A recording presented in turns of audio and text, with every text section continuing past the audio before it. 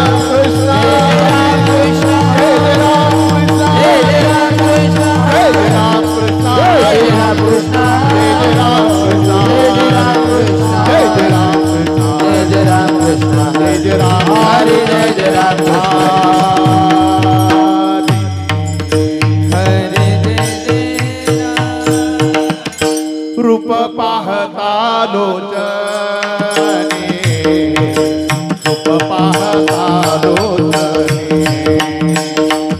रूप पाहता लोचने रूप पाहता लोचने रूप पाहता लोचने रूप पाहता लोचने रूप पाहता लोचने सुख झाले ओ साजनी सुख झाले ओ साजनी साजनी तो हा विठ्ठल बरवा तो हा विठ्ठल बरवा तो हा विठ्ठल बरवा तो हा विठ्ठल बरवा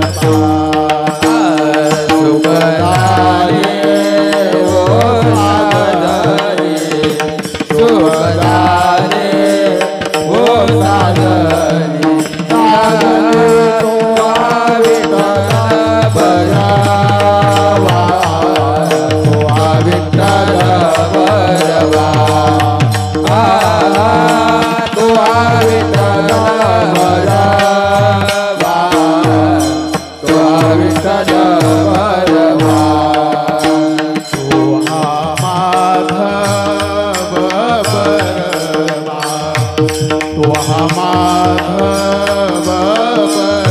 विठ्ठल बरवा तो हा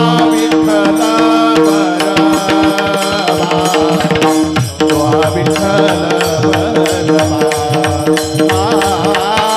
तो हा विठ्ठल बरवा तो हा विठ्ठल बरवा तो हा माधव बरवा तो हा माधव बरवा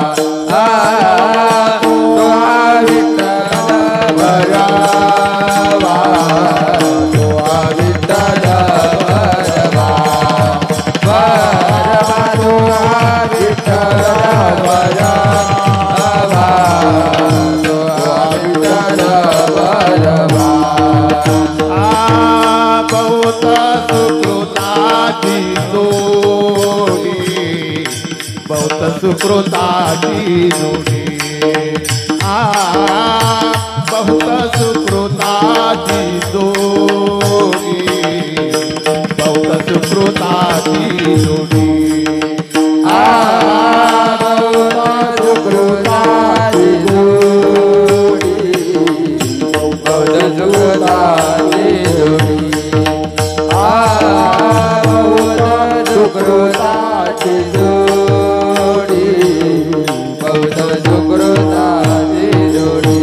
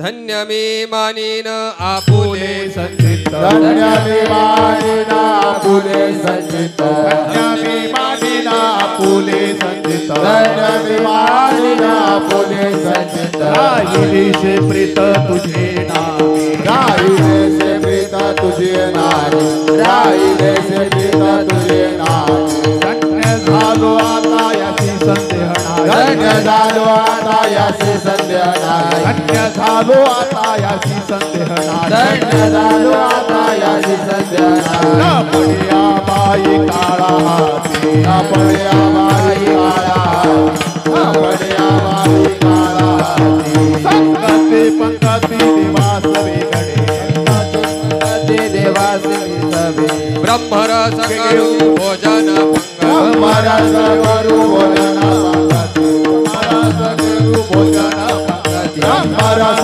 करू भोजन पंगती संताची संगती सर्व काळ संताची संगती सर्व काळ संताची संगती सर्व काळ धन्य झालो आता याची संदेह नाही धन्य झालो आता संध्या नाही धन्य झालो आता याची संदेह नाही धन्य झालो आता याची संध्या नाही न पडिया बाई काळा हाती न पड्या बाई काळा न पड्या बाई काळा तो कामळे पोट झाले ते नधाय कामळे पोट झाले ते निधाय तू कामडे पोट झाले तीन धाये कामळे पोट झाले ते नधाय खाजले ती खाय आवडीने खाजले ती खाय आवडीने कागले तुझ्या आवडीने धन्य झालो आता याची संदेह नाही झालो आता याचे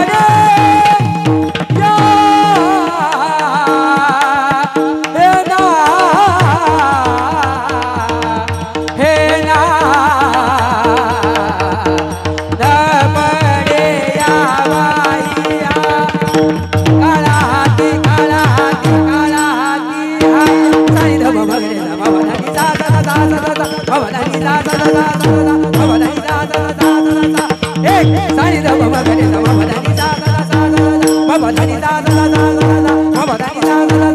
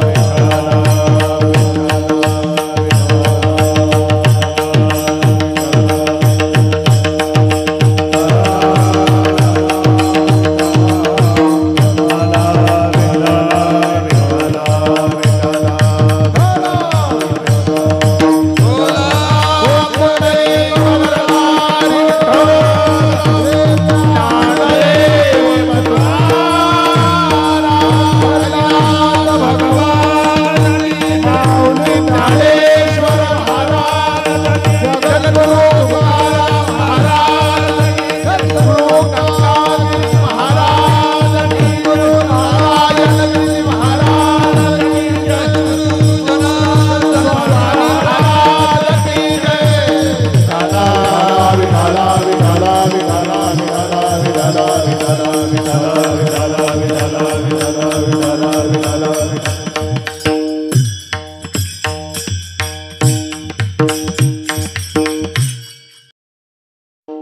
मी मानीन आपुले संचित, राहिली से प्रीत तुझे नामी. धन्य झालो आता, धन्य झालो आता, याशी संदेह नाही. न पडे या वाही काळा हाती. ब्रह्मरस करू भोजन पंगती, ब्रह्मरस करू भोजन पंगती. संतांचे संगती सर्व काळ. धन्य झालो आता, याशी संदेह नाही. न पडे या वाही काळा हाती. तुका म्हणे पोट धायेची न धाले, तुका म्हणे पोट धालेची न धाये. खादलेची खाय आवडीने. धन्य झालो आता, याशी संदेह नाही. न पडे या वाही काळा हाती. विठ्ठल विठ्ठल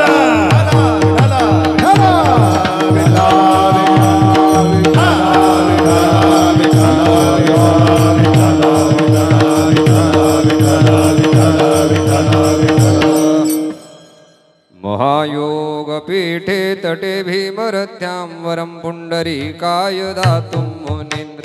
समादिष्ट तिष्ठन्तम् आनन्दकन्दं परब्रह्मलिङ्गं भजे पाण्डुरङ्गम्. पांडुरंग प्रथम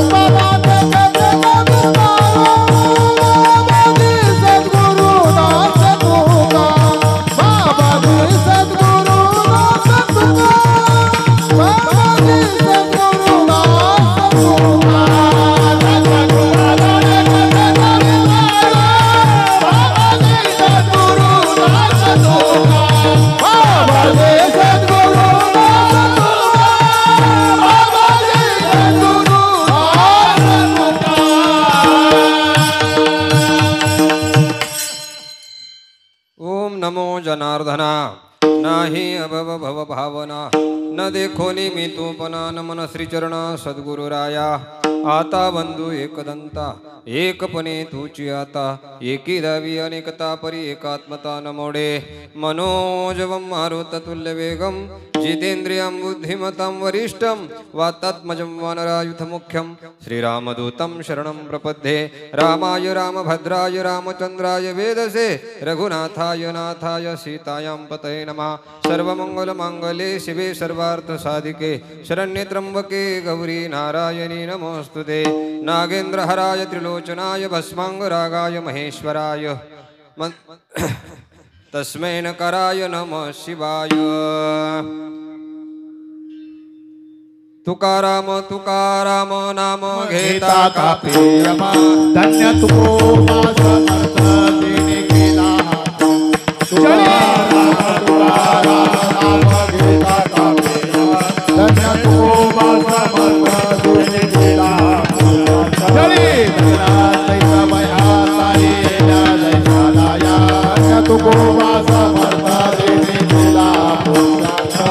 रामेश्वर भट्ट तुझा तुका विष्णू नाही तुझा तुका समर्थ देणे केला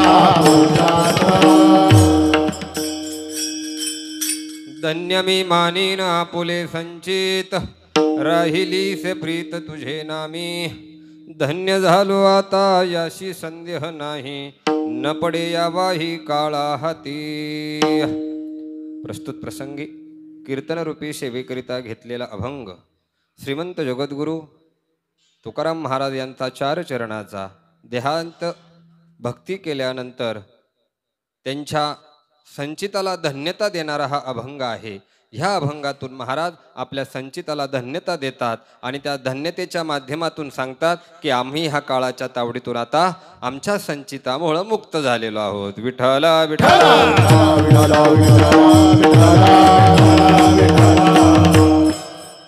धन्य मी मानीन आपुले संचित।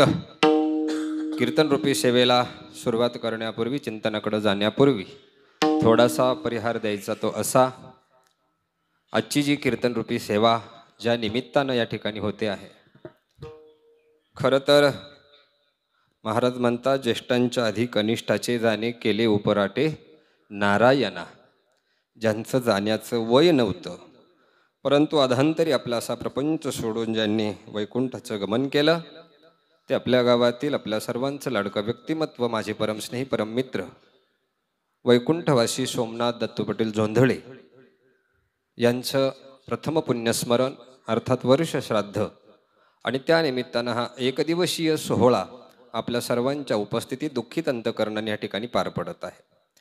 त्याकरिता आपण सर्व श्रोतृवर्ग परीक्षित असा श्रोतृवर्ग या ठिकाणी उपस्थित आहे। ह्या कीर्तनरूपी सेवेकरिता माझे परमस्नेही परम मार्गदर्शक हरिभक्तीपराय नवनाथजी महाराज दिघे, त्याचबरोबर बाळासाहेबजी महाराज दिघे, सोमनाथजी महाराज दिघे, बाबासाहेब महाराज गायकवाड, सचिनजी महाराज मापारी, दत्तू महाराज सुपेकर, सीताराम महाराज दिघे, रामहरी महाराज, त्याचबरोबर लामखडे महाराज, प्रभाकर महाराज दिघे, नंदराम महाराज दिघे, बंदस महाराज शास्त्री, साहेबराव महाराज कांदळकर, हरिभक्तीपरायण रामनाथ महाराज दिघे, विश्वास महाराज दिघे हे माऊली, त्याचबरोबर विनेकरी हरिभक्तीपरायण बाळासाहेब महाराज दिघे ज्यांची उत्कृष्ट अशी पखवादाची साथ लाभली, माझे परमस्नेही परममित्र हरिभक्तीपरायण राहुलजी महाराज शिंदे, त्या ज्यांची उत्कृष्ट अशी संशिष्टीम आहे हरिभक्तीपरायण दत्तूभाऊ, ह्या सर्वांच्या चरणी तसेच आपल्या सर्व श्रोतृवर्गांच्या मायबापांच्या चरणी विनम्र भावानं अभिवादन करून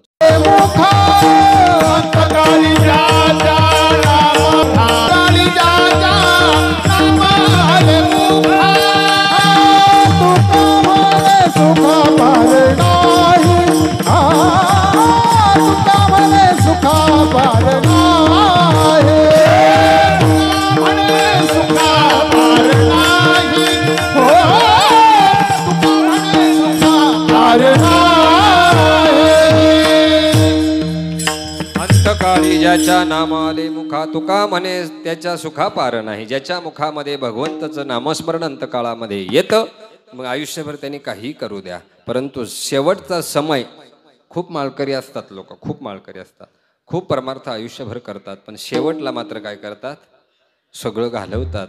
का? कर्म। कशामुळे जातं हे सगळं? कर्मामुळे जातं। कर्माचा लेखा न चुके ब्रह्मदिका संत तोडे ती देखा, हे एका कर्मामुळे सगळं आपल्याला भोगावं लागतं। परंतु सोमानी सुद्धा 2 वर्षामध्ये मामा गेल्यानंतर संपूर्ण जीवन दशा बदलून टाकली। भगवंताचं नामस्मरण करावं, हरिपाठ करावा, तीर्थयात्रा करावी, दोन्ही टाईम दुकानावर हरिपाठ त्यांनी केला, दोन्ही टाईम संध्या केली, दोन्ही टाईम भगवंताचं नामस्मरण तिथं केलं। पांडुरंग गुल्हे महाराजांप्रती जी श्रद्धा होती ती इतकी अगाढ श्रद्धा त्यांची होती की त्यांनी त्यांच्यामध्ये देव पाहिला, त्यांच्यामध्ये त्यांनी पांडुरंग पाहिला, त्यांच्यामध्येच त्यांनी भगवंताचं स्वरूप पाहिलं आणि ते जसं सांगतील, ते जसं करतील, ते जसं वागतील, त्यांनी जी परंपरा सांगितली त्याच परंपरेचं पालन त्यांनी त्यांच्या आयुष्यामध्ये केलं। माझ्या वडिलाची मिरासिगा देवा तुझी चरणसेवा पांडुरंगा, ह्या न्यायाप्रमाणे सोमनाथनी त्यांचं जीवन त्याच्या वडिलांच्या पावलावरती पाऊल ठेवून संपत्तीपेक्षा परमार्थाला वारसदार झाले, हे अतिशय महत्वाचं आहे. याचाच आशीर्वाद त्यांच्या पुढच्याही पिढीला मिळाल्याशिवाय राहणार नाही. विठ्ठला विठ्ठला.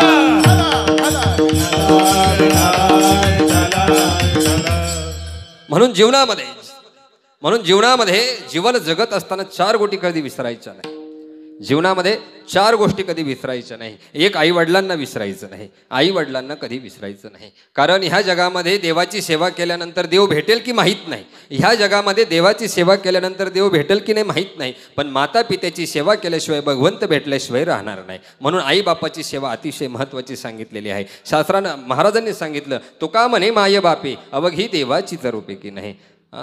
तुका म्हणे माय बापे अवघी देवाची रूपे. सगळ्या तीर्थाचं ठिकाण जर कोणतं असेल तर ते आई बापाच्या ठिकाणी. माय बापे केवळ काशी, माय बाप केवळ काशी, माय बाप केवळ काशी, माय बाप केवळ काशी. न जावे तेने न जावे, तेने न जावे तीर्थासी, तेने न जावे तीर्थासी. कुंडलिक काय केले, कुंडलिक काय केले.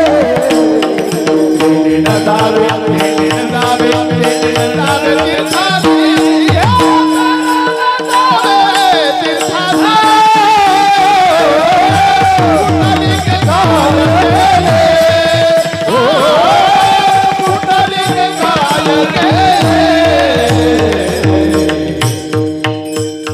पुंडलिके काय केले परब्रह्म उभे केले. पंढरपुरातला पांडुरंग हा माता पित्याच्या सेवेचं प्रतीक आहे. लक्षात ठेवा. पुंडलिकानं जर आई वडिलांची सेवा केली नसती तर पांडुरंगाला पंढरपुरात येण्याची गरज नव्हती. म्हणून आई वडिलांना कधी विसरू नका. कारण आई वडील ही भगवंताची स्वरूप आहेत. देवाला प्रत्येक ठिकाणी जाता येणार नाही असं आपण म्हणतो, म्हणून त्याने आई निर्माण केली.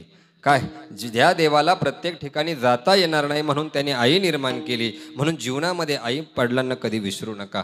त्यांच्याशी गोड प्रेमानं बोला. एक ओवी भागवतातली मी नेहमी सांगतो, माता माऊली पाचारिता शब्द नाही धिला मागुता, बहिरा झालो या नरदेही येता, एका जनार्दनी स्मरेना आता.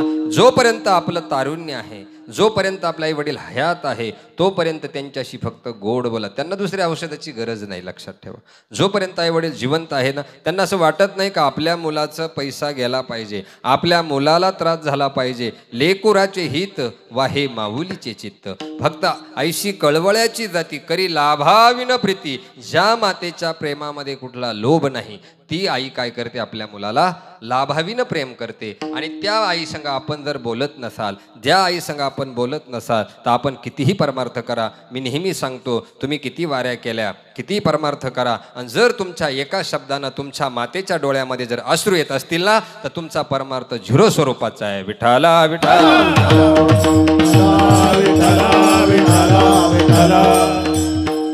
म्हणून परमार्थ करत असताना सगळ्यात मोठं लक्षात ठेवायचं की आपण आपल्या आईवडिलांची काय केली पाहिजे, सेवा केली पाहिजे. म्हणून त्या आई संग आपण काय बोलावं, अहो त्यांना दव्यापेक्षा दुवेची जास्त गरज असते. लक्षात ठेवा. आपले 2 शब्द एका साखरीच्या गोळीपेक्षा जास्त पावरचे असतात. म्हणून गोड शब्द, आई तू जेवली का, बाबा तुम्ही जेवले का, तुमचं बरं आहे का, ह्या शब्दामध्ये एवढी ताकद आहे, ह्या शब्दामध्ये एवढी त्या गोळीपेक्षा जास्त पावर आहे. म्हणून कधीही सकाळ संध्याकाळ आपण ज्या वेळेला घरी जातो त्यावेळेला हे 2 शब्द आपल्या मुखातून नेहमी आलेच पाहिजे, तर खरा आपला परमार्थ आहे. नाही तर आपण संपलेलो आहोत. लक्षात ठेवा. म्हणून आई वडिलांना कधी विसरू नका. दुसरी गोष्ट, भगवंताला कधी विसरू नका. भगवंताला कधी विसरायचं नाही. का विसरायचं नाही, आपण जगत असतो. संत जागवित असतात आणि देव जगवत असतो. देव काय करतो, जगवत असतो. चाले हे शरीर कुणाची या सत्य की नाही. ह्या जगाला, आपल्या शरीराला चालवणारा, बोलवणारा कोण आहे, तो एक नारायण आहे की नाही. तो नारायणच आपल्याला काय करतो, चालायला लावतो, बोलायला लावतो. जिने हा देह दिला, जिने हा जीव दिला दान, जिने हा जीव दिला दान, दयाचे करी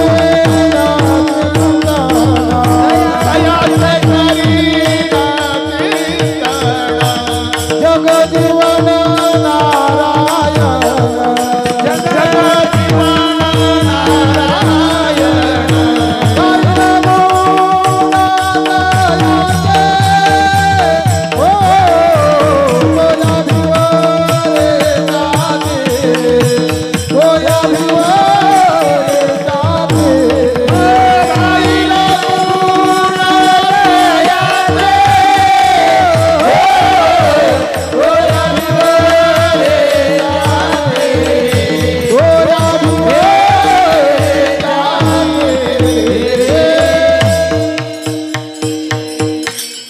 आई वडील जन्म देतात, आई वडील जन्म देतात. देव काय करतो? देह देतो. देव देह देतो, देव देह देतो. हे सगळं देवाने दिलेलं आहे, हे त्याला समर्पित केलं पाहिजे. म्हणून देवाला कधी विसरायचं नाही. देवानं जर ठरवलं संध्याकाळी झोपलेला माणूस उद्या सकाळी उठवायचा नाही, हे कुणाच्या हातात आहे? देवाच्या हातात आहे. जागवायचं, झोपवायचं की जागवायचं ही याची इथं ज्याची सत्ता आहे त्याला देव म्हणतात. लक्षात ठेवा. म्हणून आई वडिलांना कधी विसरू नका, देवाला कधी विसरू नका. तिसरं आहे संतांना कधी विसरू नका. संतांना का विसरायचं नाही? संतांना का विसरायचं नाही? मी अगोदरही सांगितलं, आपण जगत असतो, देव जगवत असतो आणि संत जागवित असतात. उठा जागेवर आता स्मरण करा पंढरीनाथा. स्मरण करा पंढरीनाथा.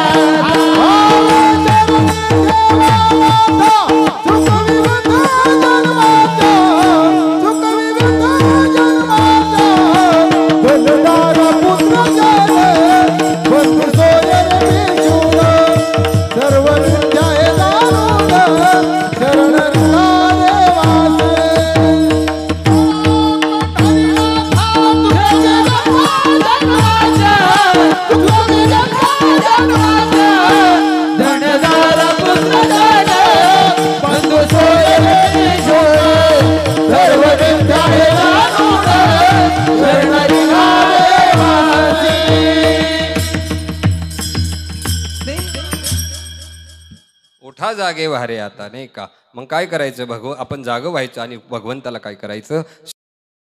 त्याचे उपकार आपण ठेवले पाहिजे. कृतज्ञता त्याच्यामध्ये ठेवली नाही पाहिजे. त्याच्याप्रती कृतज्ञता व्यक्त केली पाहिजे. म्हणून महाराज सुद्धा म्हणतात, मनवूनी शरण जावे सर्व भावे देवाशी, तो हा उतरील पार भवदुस्तर नदीचा की नाही. ह्या संसार सागरात जर आपल्याला तरुण जायचं असेल तर आपण देवाला शरण गेलं पाहिजे. मनवूनी शरण जावे सर्व भावे देवाशी, सगळ्या भावानी, अष्टांग भावानी आपण भगवंताला शरण गेलं पाहिजे. आपण एकदा की त्याला शरण गेलो की आपला जन्ममरणाचा फेरा चुकला. लक्षात ठेवा. आता आपला जन्म मरणाचा एकदा की फेरा चुकला की देवाचे आपल्यावर काय झाले? उपकार झाले. म्हणून देवाला कधी विसरायचं नाही. एक आईवडिलांना विसरायचं नाही, देवाला विसरायचं नाही, संतांना विसरायचं नाही. संतांचे जेवढे उपकार आपल्यावरती आहेत तेवढे ह्या जगात कोणाचेही नाही. सगळ्यात अगोदर उपकार आहेत आईवडिलांचे आणि दुसरे उपकार आहेत संतांचे. म्हणून संतांना आपण काय म्हणतो? तुम्ही संत माय बाप. संतांना सुद्धा आईची उपमा दिली, संतांना सुद्धा बापाची उपमा दिली. जितकं कार्य आईवडील करतात, जितकं कार्य आईवडील करतात तितकं संत कार्य करतात. जी आईवडिलांनी जन्म दिला, संतांनी आपल्याला समाजामध्ये उभं राहायचं शिकवलं की नाही. अर्भकाची साठी पण ती हाती धरली पाटी, तैसे संत जगी क्रिया करुणी दावी ती अंगी. जसं आईला मुलासाठी लहान होते, तसं शिक्षक मुलाकरता लहान होतात, तसे संत सुद्धा ह्या समाजाकरता लहान होतात. आणि समाजाकरता, समाजाला शिकवण्याकरता, समाजाला रस्ता दाखवण्याकरता या त्या मार्गाचा वापर करतात. सगळ्या गोष्टी जीवनामध्ये आणून संत आपल्या ह्या समाजाला उभं करतात. बुडते हे जन न देखावे ना डोळा म्हणून कनवळा येतो आम्हा. हा भाव संतांच्या ठिकाणी असतो. म्हणून संत बडवतात, संत मढवतात आणि संत घडवतात. मी रात्री सांगितलं कीर्तनामध्ये, संत मढवतात, संत बडवतात, संत घडवतात.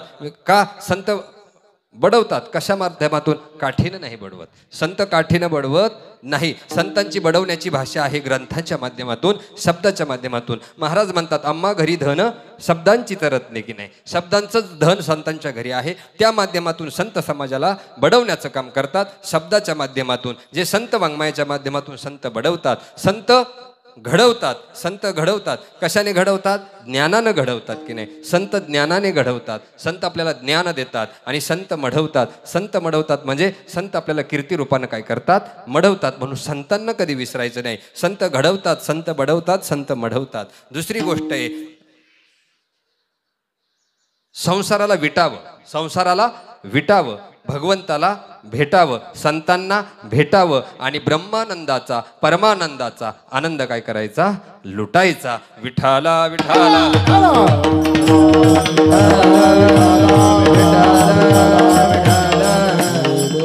मी अगोदरही सांगितलं, कर्माचा लेखा न चुके ब्रह्मदिका. कर्माचा लेखा हा भल्या भल्यांना चुकला नाही. भल्या भल्यांना चुकला नाही. ती चुकवण्याची ताकद फक्त कोणामध्ये आहे? संतांमध्ये आहे. देवापेक्षाही संत श्रेष्ठ आहे. कारण देव कोण आहे हे फक्त संत सांगू शकतात. डायरेक्ट देवाची भेट घेता येत नाही. डायरेक्ट देवाची भेट घेता येत नाही. हरि प्राप्ती से वो पाया, हरि प्राप्ती से वो पाया.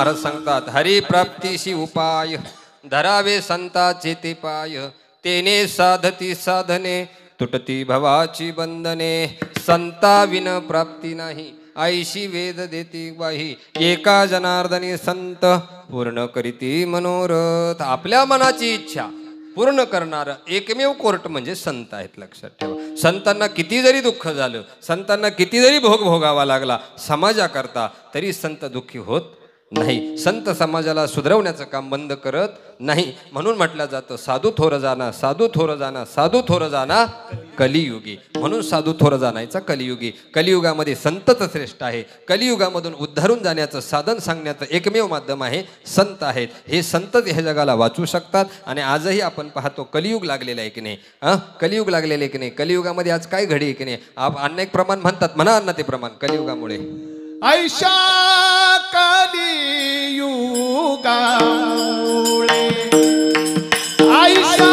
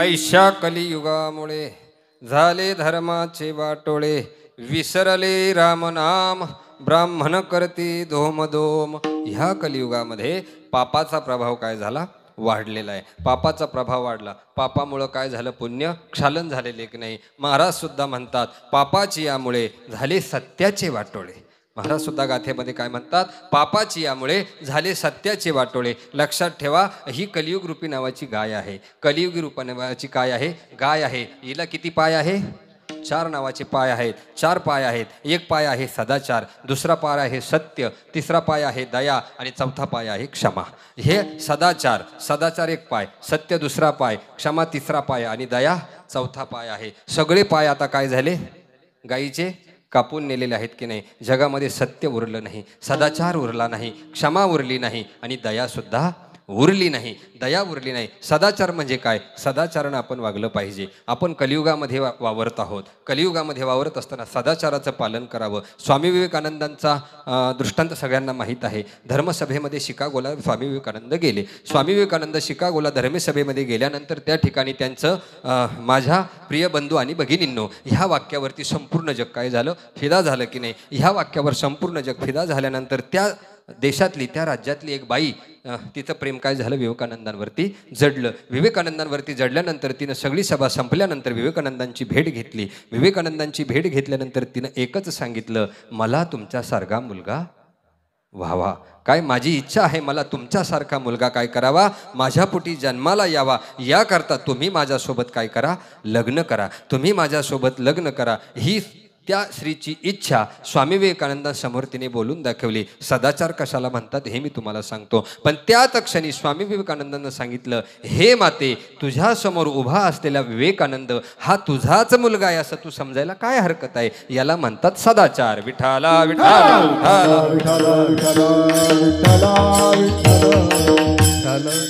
सदाचार कलियुगाचा एक पाय सदाचार दुसरा सत्य ह्या जगामध्ये सत्य आता राहिलं नाही सत्याचे काय झाले ऐशा कलियुगामुळे झाले सत्याचे वाटोळे झाले धर्माचे वाटोळे धर्मानं कोणी राहायला तयार नाही सदाचारानं कोणीतरी राहायला तयार नाही पण एक लक्षात ठेवा एक वचन आपण नेहमी ऐकतो एक वचन आपण नेहमी वाचतो की नाही सत्य परेशान हो सकता है लेकिन पराजित नहीं। सत्य परेशान हो सकता है लेकिन पराजित नहीं, म्हणून सत्याची कास कधी सोडायची नाही। सत्य आम्हा मनी नो हे गाभाळाचे धनी। आपल्या मनामध्ये सत्य नेहमी राहिलं पाहिजे, कारण ह्या जगामध्ये सत्य जर काय असेल तर ते फक्त भगवंताचं नाव आहे की नाही। ह्या जगामध्ये सत्य जर काय असेल तर ते फक्त भगवंताचं नाव आहे, आणि ते जर आपल्या मुखात असेल तर आपल्या तोंडातून अभद्रवाणी किंवा असत्य वचन कधीही निघणार नाही। म्हणून सत्य फक्त काय आहे, देवाचं नाव आहे। म्हणून आपल्या मुखातून आपण नेहमी भगवंताचं नामस्मरण करावं सत्य टिकण्याकरता। म्हणून सदाचाराचं पालन, सत्याचं पालन, क्षमा आपल्या ठिकाणी असली पाहिजे। क्षमा, दया, क्षमा, शांती तेथे देवाची वस्ती। आपण पाहतो दया, क्षमा, दया, शांती हे भांडवल संता, हे संतांचं भांडवल सुद्धा आहे। क्षमा, दया, शांती ही संतांच्याच ठिकाणी असते। तुमच्या आमच्या प्रापंचिक जीवाच्या ठिकाणी दया आणि क्षमा अजिबात नाही। तुमच्या आमच्या ठिकाणी दया आणि क्षमा अजिबात नाही। ही दया आणि क्षमा कुठेही फक्त संतांच्याच ठिकाणी। कशा माध्यमातून? आपल्या दारात जर कुत्र आलं, जेवण करता करता जर आपल्या समोर कुत्र आलं तर आपण त्याला काय करतो? हाड म्हणतो की नाही? पण नामदेव महाराज काय करले? तुपाची वाटी घेऊन पाठीमागे लागले की नाही? नाथबाबांनी काय केलं? काशीवरून आणलेलं तीर्थ गाढवाच्या मुखामध्ये घातलं की नाही? त्यांना कुत्र्यात देव दिसला, त्यांना गाढवात देव दिसला, नव्हे नव्हे एका रेड्याला संत केलं। इतकी परमार्थाची, इतकी वारकरी संप्रदायाची ताकद आहे। विठाला विठाला। म्हणून आपण क्षमा आपल्या जीवनामध्ये पाळली पाहिजे। क्षमा वीरस्य भूषणम, एक संस्कृतचं वचन आहे। जो क्षमा करतो तोच खरा वीर असतो, जो क्षमा करत नाही तो वीर राहत नाही। हस्तस्य भूषणम दानम, हाताचं भूषण दान करणे आहे की नाही? क्षमा वीरस्य भूषणम, क्षमा करणं हे वीराचं भूषण आहे। म्हणून जीवनामध्ये क्षमा आपण अंगीकारली पाहिजे। तिसरी गोष्ट आहे दया। आपल्याला भूतांची दया हे भांडवल संता। आपण भूतांची दया काय केले पाहिजे? दया, भूतांच्या प्रती आपण दया व्यक्त केली पाहिजे। दयाचंच मी उदाहरण दिलं नाथ महाराजांचं। अनेक आपल्या ठिकाणी दयाभाव सुद्धा नाही आहे। म्हणून आपण संतांच्या पात्रतेचे नाही का? आपण संतांच्या पात्रतेचे नाही, पण किमान माणूस म्हणून जगण्याचा प्रयत्न आपण केला पाहिजे। माणूस म्हणून जर आपल्याला आपलं जीवन जगायचं असेल तर आपल्याला संतांच्या संगतीतच जावं लागेल। आपल्याला संतांच्या संगतीत गेल्याशिवाय, त्यांचे चरण धरल्याशिवाय आपल्याला माणूस पण येणार नाही। म्हणून आपण संतांची संगती धरा। संतांच्या संगतीत गेल्यानंतर आपल्याला काय होतं? संतांच्या संगतीत गेल्यानंतर आपल्या जीवनाचा उद्धार होतो। म्हणून संत हे आपल्या जीवनामध्ये फार महत्त्वाचे आहेत। आणि हे सगळं तुकोबारायांनी काय सांगितले की आपल्या संचिताला धन्यता का देतात याचं महत्त्वाचं कारण मला सांगायचंय। मग इकडे यायचंय अभंगाकडं। पण तुकाराम महाराज म्हणतात, धन्याने मी मानीन आपुले संचित। का म्हणतात? तर पांडुरंगाच्या चरणी इतकं दुःख भोगून सुद्धा पांडुरंगाचं नामस्मरण तुकोबारायांनी कधी सोडलं नाही। मंबाजी भाटाने नाही तो त्रास दिला, रामेश्वर भटानं नाही तो त्रास दिला। शेवटी त्या रामेश्वर भटाला सुद्धा म्हणावं लागलं की धन्य मी म्हणविन इह लोकी लोका, भाग्य आम्ही तुका देखी। याला का म्हणावं लागलं? तर तुकोबारायांसारखी क्षमा, तुकोबारायांसारखी दया त्यांच्यावर दुसरी तिसरी कोणी केली नाही। लक्षात ठेवा। रामेश्वर भट्टाच्या अंगाची लाही झाली। का झाली? तुकाराम महाराजांची निंदा केल्यामुळं झाली। परंतु तुकाराम महाराजांची निंदा केली, तुकोबारायांच्या तोंडातून अभद्र शब्द निघाला नाही। इतकं करून सुद्धा समाजानं वह्या बुडवल्या, गावाबाहेर काढलं, दुष्काळ पडला, मुलगा गेला, पत्नी गेली, तरी सुद्धा त्या भगवंताचं नामस्मरण तुकोबारायांनी सोडलं नाही। आणि त्याच्यामुळं महाराज म्हणतात की एवढं दुःख भोगून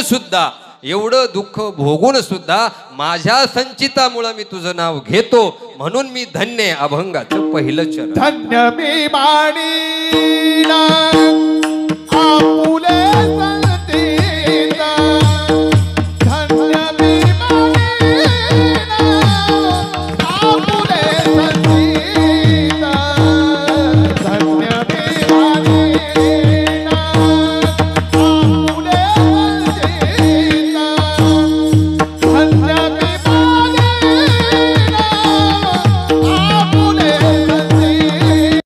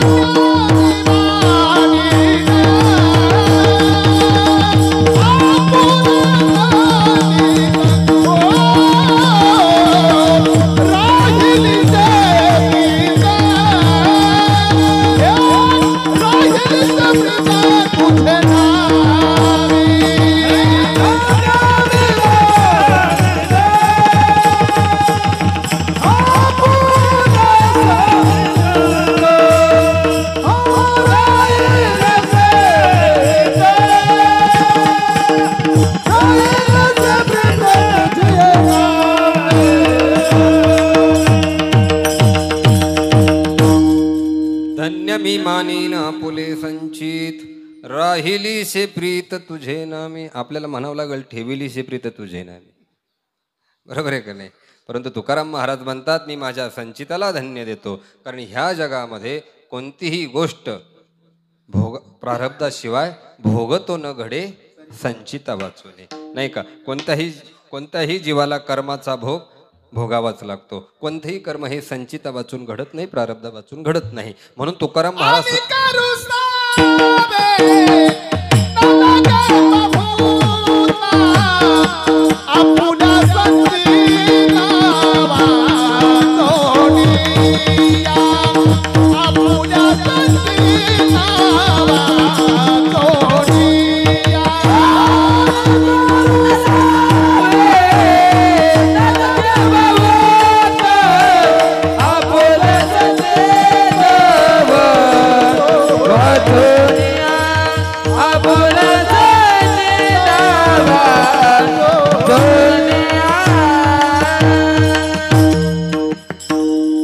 संचिता वाचून कुठलाही आयुष्यामध्ये भोग घडत नाही.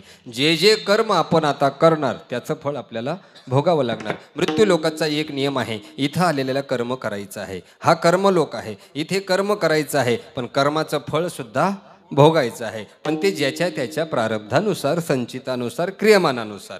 संचित, क्रियमान आणि प्रारब्ध कर्म आपल्या प्रत्येकाला माहीत आहे. म्हणून तुकाराम महाराज सुद्धा म्हणतात माझे संचित धन्य आहे का एवढा त्रास सोसून सुद्धा तुझं नाव माझ्याकडून सुटलं नाही. तुझ्या प्रीती माझी निष्ठा ही आहे तशी राहिली. ह्या जन्मात नाही, काही मागच्या जन्मापासून तर पुढे अनेक जन्मापर्यंत अशीच प्रीती तुझ्यापर्यंत माझी काय करू दे देवा, राहू दे.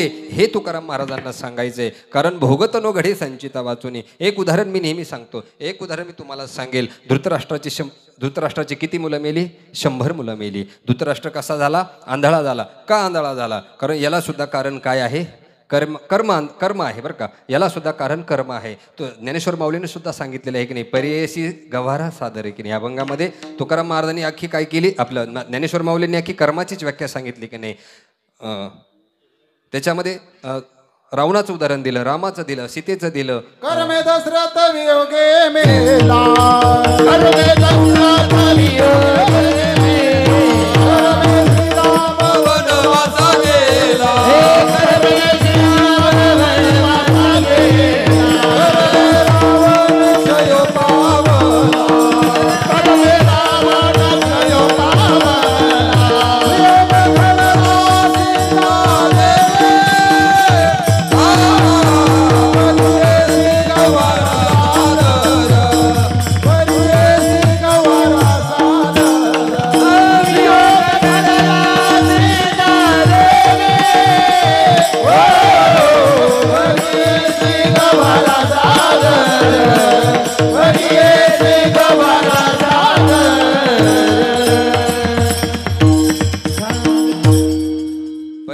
गवारा सादर.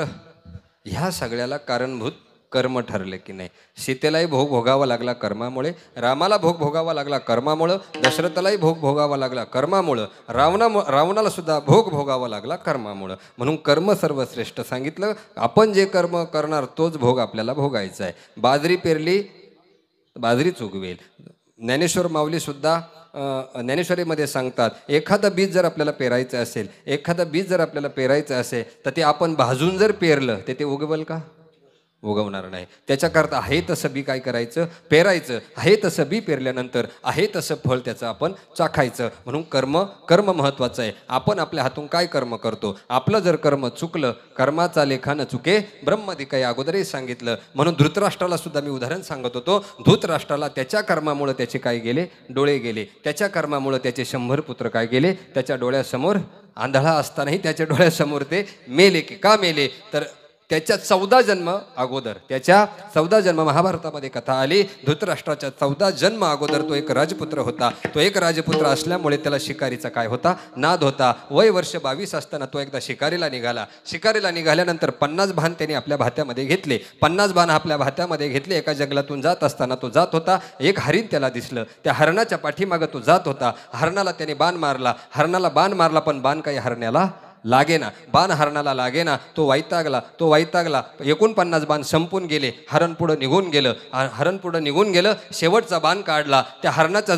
दिशेनं सोडला, पण तो बाण एका झाडामध्ये काय गेला, लागला. एका झाडाला लागला. त्याचं सावध काय झालं, चुकलं. त्याला हरणाची शिकार मिळाली नाही.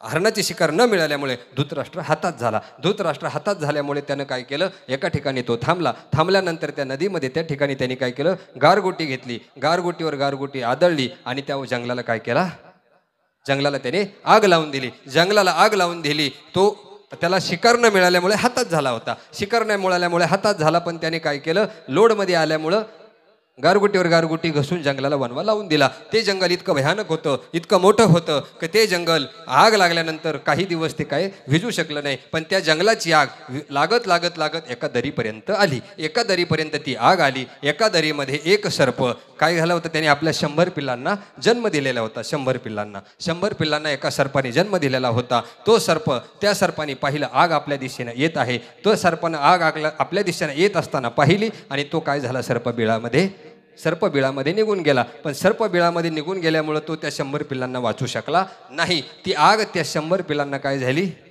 गिळून घेतलं त्या आगीनं. त्या आगीमध्ये त्या 100 पिल्लं जळून गेले. 100 पिल्लं जळून गेल्यानंतर ती आग शांत झाल्यानंतर त्या बिळातून त्या सर्प वरती आल्यानंतर त्याची दृष्टी काय झाली होती, गेली होती त्या आगीमुळं त्याची दृष्टी गेली. पण त्यानं आपल्या शरीराच्या माध्यमातून पाहिलं तर त्या 100 पिलांचं काय झालेली होती, मनी त्या ठिकाणी झालेले होते. त्याची राख त्या ठिकाणी झालेली होती. आणि तिनं आकाशाकडे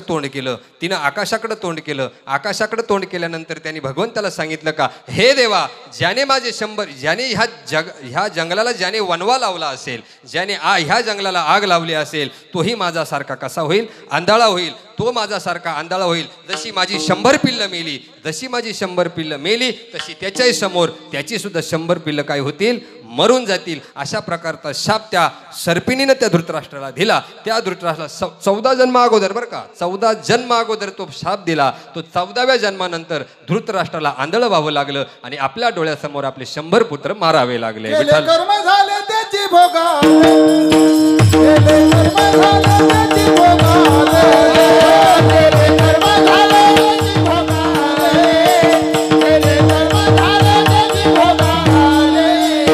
उपगाले ऐसे गीते हरि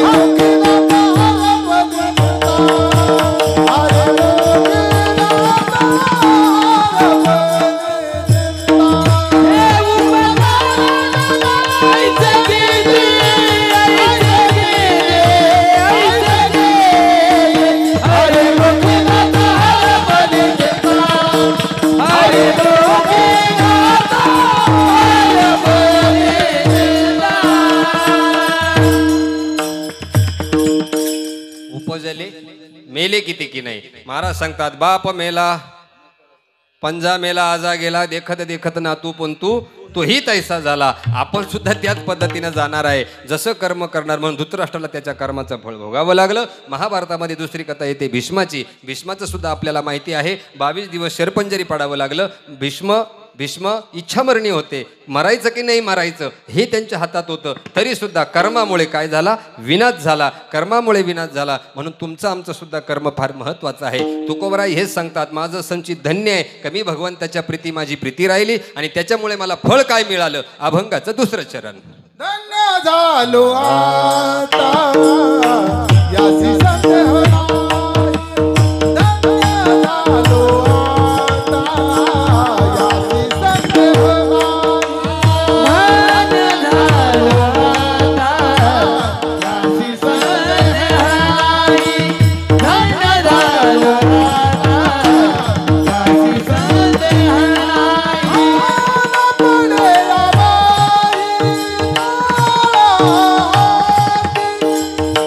पडे आबाई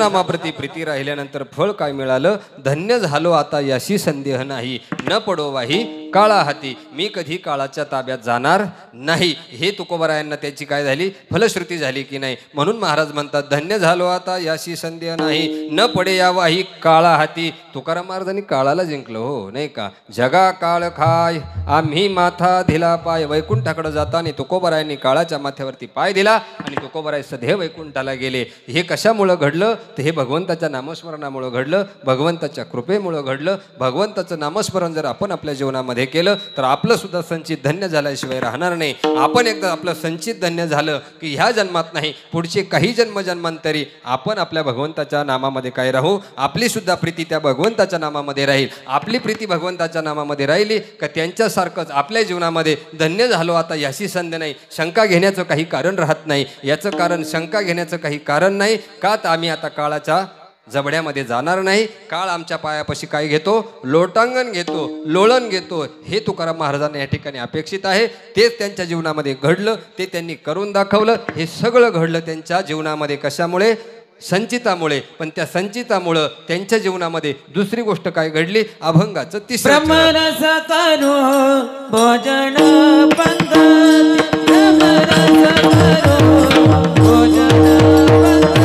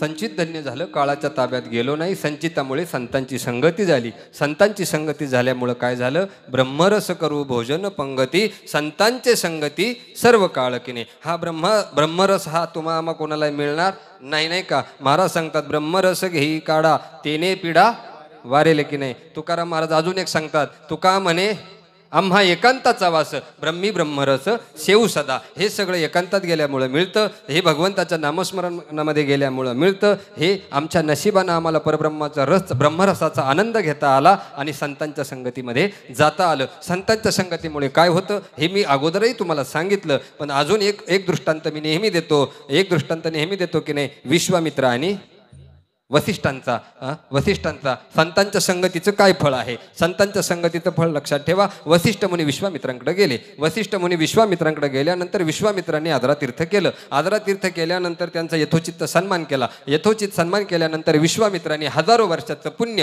वर्षाचं पुण्य विश्वामित्राच्या झोळीमध्ये टाकलं. हजारो वर्षाचं पुण्य विश्वामित्राने वसिष्ठांच्या झोळीमध्ये टाकलं. ते पुण्य त्यांनी घेतलं. ते यथोचित सन्मान केला. ते त्यांच्याकडे काही दिवस राहिले. काही दिवसानंतर पुन्हा वसिष्ठांकडे कोण आलं? विश्वामित्र आले. विश्वामित्र काही दिवसांनी वसिष्ठांकडे आले. वसिष्ठांकडे आल्यानंतर त्यांनी सुद्धा त्यांचा यथोचित सन्मान केला. मोठे दोघंही काय होते? महामुनी होते की नाही? ऋषी होते दोघंही आणि सामर्थ्यवान ऋषी होते. विश्वामित्र वसिष्ठांकडे आले. त्यांनी सुद्धा त्यांचा यथोचित सन्मान केला. पण यांनी काय केलं? अर्धाक्षण संतांच्या संगतीचं पुण्य विश्वामित्राच्या जोडीमध्ये टाकलं. अर्धाक्षण घडलेल्या संतांच्या संगतीचं पुण्य विश्वामित्राच्या जोडीमध्ये टाकलं. विश्वामित्राला राग आला. विश्वामित्र म्हटले माझ्याकडे आल्यानंतर हजारो वर्षाचं तपाचं सामर्थ्य मी यांच्या जोडीमध्ये टाकलं. यांच्याकडे आल्यानंतर अर्धाक्षण घडलेल्या संतांच्या संगतीचं पुण्य माझ्या जोडीमध्ये टाकलं. माझी लायकी एवढीच आहे का? माझी लायकी एवढीच आहे का? हा राग आला विश्वामित्राला, दोघांमध्ये वितंड झालं. दोघांमध्ये वितंड झाल्यानंतर हा न्याय कोणाकडे न्यायचा? हा न्याय कोणाकडे न्यायचा? हा न्याय गेला कोणाकडं? ब्रह्मदेवाकडं. ब्रह्मदेवाकडे हे दोघंही आले. ब्रह्मदेवाला सांगितलं, ब्रह्मदेवा आम्ही हे माझ्याकडे आल्यानंतर मी हजारो वर्षाचं तपचं पुण्य त्यांना दिलं. ते माझ्याकडे आल्यानंतर मी त्यांना अर्ध्या संतांच्या संगतीचं पुण्य दिलं, पण ते माझ्यावरती नाराज झाले. यातलं श्रेष्ठ काय? यातलं श्रेष्ठ काय असं म्हटल्यावर ब्रह्मदेव म्हटले, माझ्या आयुष्यात मी संतांची संगतीच केली नाही. जगाच्या उत्पत्तीमुळे मला वेळही मिळत नाही. मी उत्पत्तीच्या माध्यमामध्ये काय आहे गुंतलेलो आहे. मला त्याच्याशी काही देणं घेणं नाही. तुमच्या संतांच्या संगतीचं आणि तुमच्या हजारो वर्षाच्या तपाचं पुण्याचं सामर्थ्य मला काही सांगता येणार नाही. हा वाद तुम्ही भगवान विष्णूकडे घेऊन जा. विष्णू महाराज तुम्हाला याचं उत्तर देतील. हे क्षीरसागरामध्ये आले. भगवान विष्णू समोर त्यांची व्यथा ठेवली. विश्वामित्राने सांगितलं, मी यांना हजारो वर्षाचं तप दिलं. वसिष्ठाने सांगितलं, मी यांना अर्धाक्षण घडलेल्या संतांच्या संगतीचं पुण्य दिलं, पण हे यांना मान्य नाही. ह्या दोन्हीमध्ये श्रेष्ठ काय? विष्णू भगवान म्हटले, हे मलाही सांगता येणार नाही. मी कधी संतांची संगती केली नाही. हा वाद तुम्ही भगवान शंकराकडे न्या. भगवान शंकराकडे आले. भगवान शंकर डोळे लावून बसले होते. यांनी त्यांनाही उठवलं. त्यांनाही हाच प्रश्न केला. भगवान शंकराला माहीत होतं हे दोघे क्रोधित आहे. यांनी जर एखादा शाप दिला तर तो काय आपल्याला भोगल्याशिवाय राहणार नाही. कारण शाप हा देवाला सुद्धा भोगावा लागतो.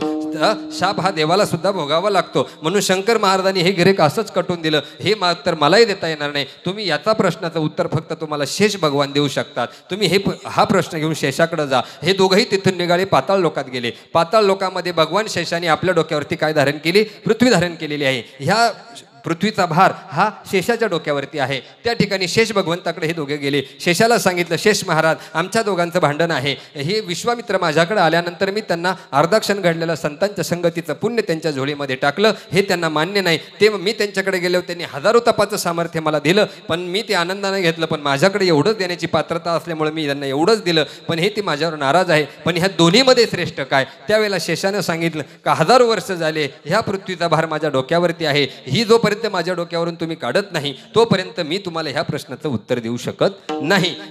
तोपर्यंत मी ह्या प्रश्नाचं उत्तर देऊ शकत नाही. त्यावेळेला शेषानं सांगितलं, याच्यासाठी काय करावं लागेल? याच्यासाठी तेच करावं लागेल. विश्वामित्राला सांगितलं, तुझं हजारो वर्षाचं तपाचं सामर्थ्य जर तुम्हाला दिलं तर ही पृथ्वी 3 फूट काय होईल?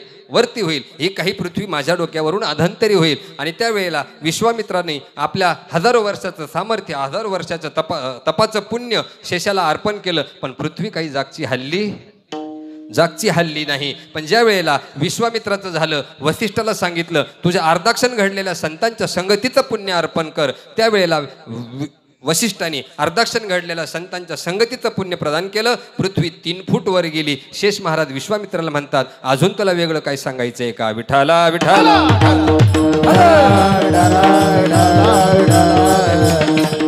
म्हणजे अर्धाक्षण घडता संतांची संगती, तेने होय शांती महत पाप. अर्धाक्षर जरी संतांची संगती घडली तर अनेक जन्माचं पाप आपल्या आयुष्यातून नासत. म्हणून तुकाराम महाराज म्हणतात, संतांचे संगती नाही का करू ब्रह्मरस करू भोजन पंगती. संतांची संगती सर्व काळकीने सदोदित आम्ही ब्रह्मरसाचा आनंद घेऊ. तो संतांच्या संगतीमध्ये घेऊ. संतांच्या संगतीमध्ये आम्ही आनंद घेतला की मग काय होतं? आमचं पोट काय होतं? पोट भरून जातं. अभंगाचं 4थं चरण. तुका म्हणे पोट झाले जिनाधाय. तुका म्हणे पोट झाले जिनाधाय. तुका म्हणे पोट झाले जिनाधाय. तुका म्हणे पोट झाले जिनाधाय.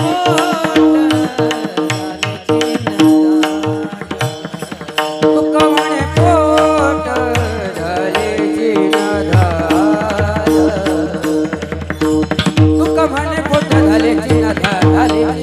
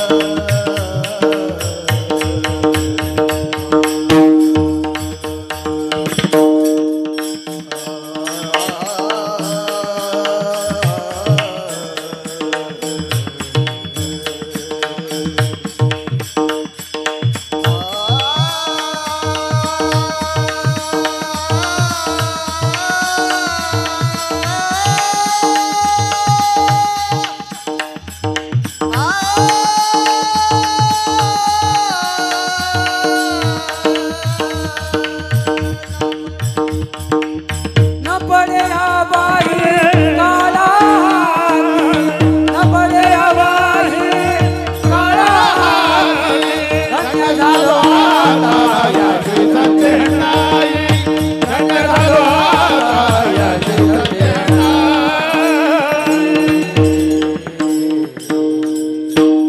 तुकाराम महाराज म्हणतात, ब्रह्मरसाचा काढा किती जरी सेवन केला, तुका म्हणे पोट दहायची न झाले, खादलेची खाय आवडीने, तरी तो काही पोट भरत नाही. तो पोट भरण्याकरता संतांच्या संगतीत जावं लागेल. संतांच्या संगतीत गेलं तर देवाचं नामस्मरण घडेल, त्यांनी ब्रह्मरस आपल्याला प्राप्त होईल. ब्रह्मरस आपल्या जीवनातून जाणार नाही. त्या ब्रह्मरस जर आपल्याला मिळवायचा असेल तर तो संतांच्या संगतीतच मिळेल. त्याच्याकरता प्रारब्ध उत्तम पाहिजे. म्हणून महाराज म्हणतात, धन्य मी मानिना फुले संचित, राहिली से प्रीत तुझे नामी, धन्य झालो आता याशी संध्य नाही, न पडे या वाही काळा हाती, ब्रह्मरस करू भोजन पंगती, संतांचे संगती सर्व काळ, तुका म्हणे पोट धालेची न धाय, आदलेची खाय आवडीने, विठोबार खोमाई, विठोबार खोमाई, जय जय विठोबार खोमाई, जय विठोबार खोमाई, विठोबार खोमाई, जय जय विठोबा हरी विठोबार खोमाई, जय जय विठोबार खोमाई, विठोबार खोमाई, विठोबार खोमाई, विठोबार खोमाई, विठोबार